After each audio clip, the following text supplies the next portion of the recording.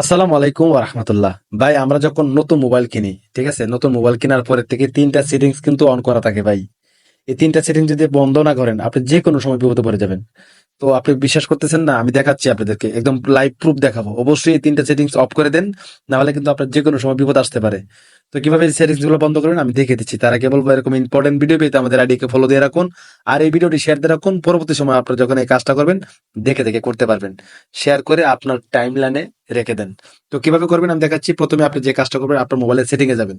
দেখেন, মোবাইল কেনার পর থেকে কিন্তু এইগুলা সেটিংস গুলা অটোমেটিক অন থাকে।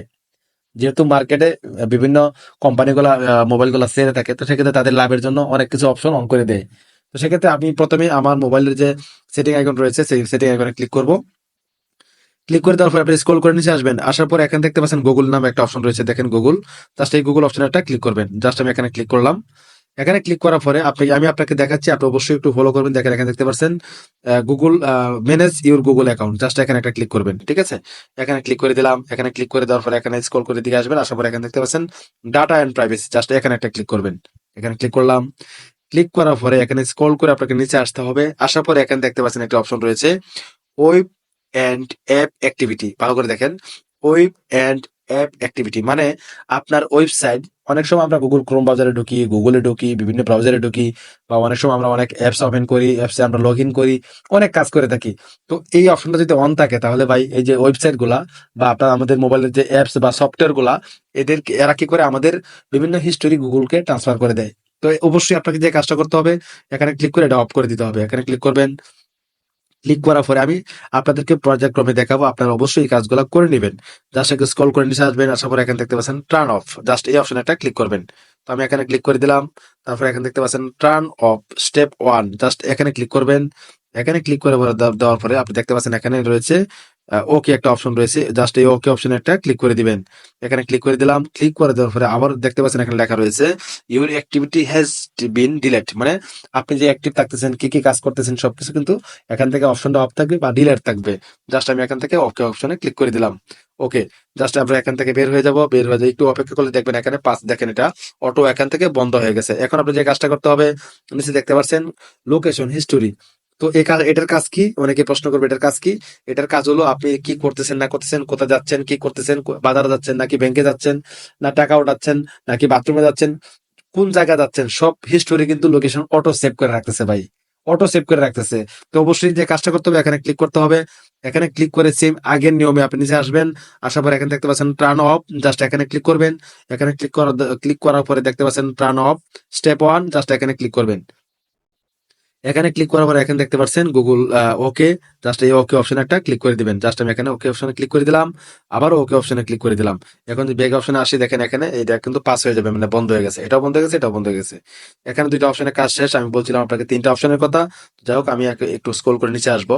আসার পর এখানে আরেকটা অপশন দেখতে পাচ্ছেন, দেখেন এখানে লেখা রয়েছে মাই এড সেন্টার। আপনি অবশ্যই কিছু বুঝে গেছেন যে মাই এড সেন্টারের কাজ কি। দেখেন আমি আপনাকে প্রথমে একটু বাংলাতে বলি। মাই এড সেন্টার হলো, যখন ধরুন যে বাজার থেকে আপনি একটা প্লাস্টিকের আরএফএল এর কিছু একটা কিনে আনছেন, কিনে আনার পরে কিন্তু এই গুগল বা এই মোবাইল কিন্তু আপনাকে দেখে, মানে ক্যামেরার মাধ্যমে দেখে যে আপনি কি কিনতে যাচ্ছেন।